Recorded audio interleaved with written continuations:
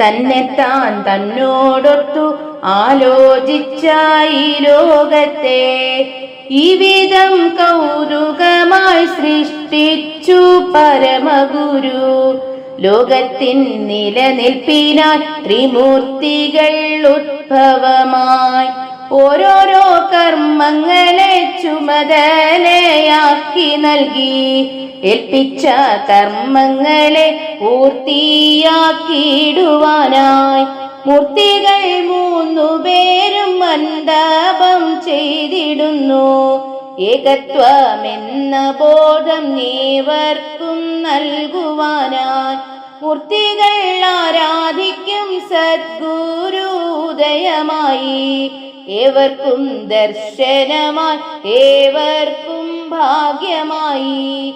മർത്യവേഷത്തിൽ ഗുരു പ്രത്യക്ഷമായി വന്നു.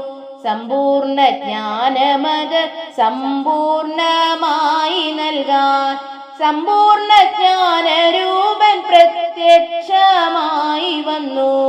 സമ്പൂർണ്ണ മോക്ഷമോരോ ആത്മാവിലും കൊടുപ്പാൻ സമ്പൂർണ്ണ ശക്തി തന്നെ പ്രത്യക്ഷമായി വന്നു. പ്രത്യക്ഷ ജ്ഞാനങ്ങളെ പ്രത്യക്ഷമാക്കിക്കൊണ്ട് ആത്മപ്രത്യക്ഷതയെ ആത്മാവിൽ തെളിയിക്കുന്നു.